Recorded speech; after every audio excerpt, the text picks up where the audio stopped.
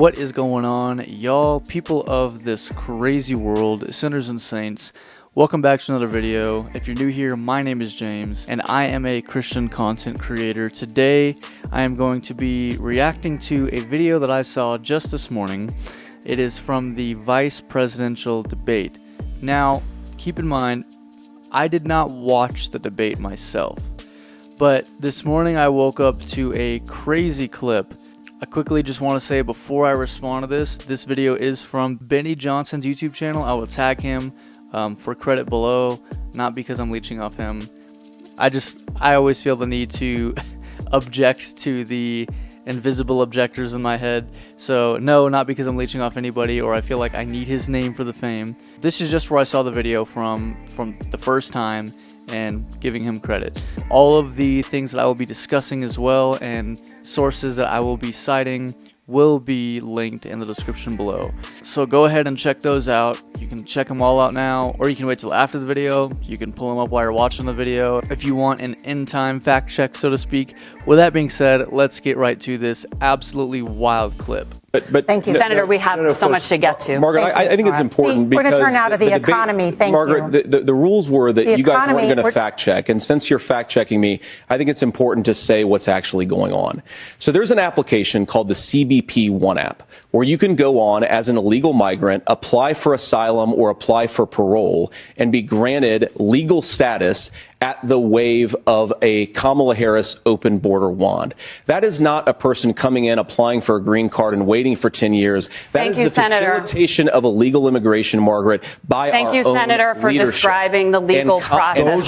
We have so much to get to, Senator. So that's absolutely wild. I think JD Vance is the type of guy that we were hoping Trump would be in the debate, where he's quick-witted, he has the responses, he's not tolerating the absolute bias of the moderators. Okay, let me just get into the points here. The first point is that the moderator is clearly biased, and if anybody knows anything about moderators, something that I desperately wanted to come out and say when the presidential debate happened is that anybody that knows anything about debates is that the moderators are supposed to be silent.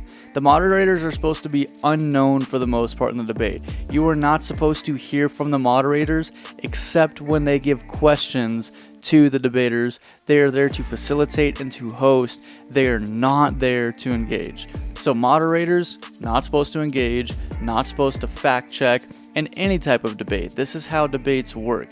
The moderator is simply there to host and facilitate. That breaks the rules of debate etiquette like 101. Like you learn this in high school, if anybody takes high school debate. This is not how debates go. The moderators do not add information to the debate. The debate is there so that the two debaters can present their sides and allow the viewer or the audience to come to their own conclusion. The moderator does not contribute to that whatsoever. That's the first point. The second point is that even in contributing, when the moderator wasn't supposed to, she says, "Thank you for explaining the legal process that Kamala Harris provides for immigrants." Thank you, Senator, for describing the legal process. We have so much to get to, Senator. She's literally saying, thanks for proving that Kamala's right. Thanks for proving us right. Thanks for being on our side. She is making a claim to a bias. Essentially, she's just saying, thank you for proving that Kamala Harris does provide a legal way. Moderators, not supposed to do that. Even if you think that was a good little zinger or a gotcha, that is illegal in debates. It's bad faith, it's dishonest. That's not how you engage in a debate in good faith. Now, for those of you who think, well, this is just a bunch of coping, this is just a bunch of deflection, and he doesn't know how to deal with JD Vance being demolished by the moderators, or however MSNBC likes to paint things all the time. Here's the truth of the matter.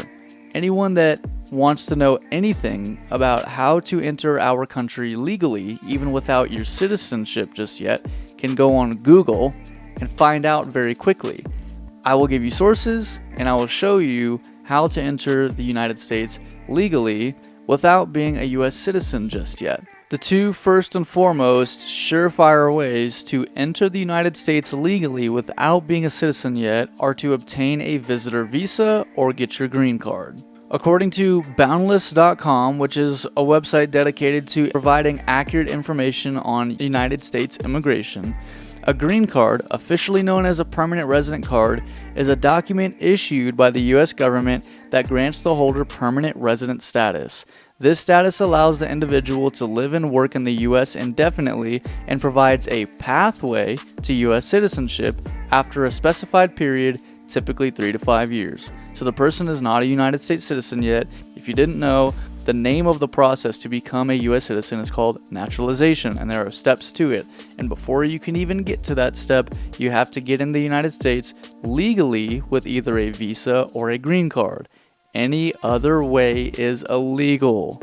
I hope that has been made very clear. According to the U.S. Customs and Border Protection website, .gov website, an immigrant visa is issued to a foreign national who intends to live and work permanently in the United States. In most cases, a relative or employer sponsors the individual by filing an application with U.S. Citizenship and Immigration Services, also known as USCIS. Certain applicants, such as workers with extraordinary ability, investors, and certain special immigrants, can petition on their own behalf. The application is later forwarded to the appropriate U.S. consulate or embassy overseas for continued processing and issuance of the immigrant visa to the intending immigrant if eligible. An intending immigrant must present the immigrant visa at the U.S. port of entry prior to the expiration of the immigrant visa. An intending immigrant becomes a lawful permanent resident once the immigrant visa and accompanying paperwork is reviewed and endorsed by a CBP officer. For specific information regarding immigrant visa classifications and requirements, refer to the USCIS website or the Department of State website. This is specifically in reference to immigrant visas. We're talking about immigration in the United States. Now, here's the problem. If you don't have a visa and you haven't gone through all the steps prior, just listed, if you don't have a green card, you are not in the United States legally. Thank you, Senator, for describing the legal process. When the moderator stepped in and said this, and then at the end tried to get this cute little zinger on JD Vance by saying, and thank you for explaining the legal process that Kamala Harris has provided for immigrants, she was lying, being dishonest, not only breaking debate etiquette, but this was not true. Going on the CBP One app and applying for asylum or some way for anybody that enters through the border, the open border illegally, to get in the United States via bypassing the already legal processes by which you are supposed to get into the United States is illegal.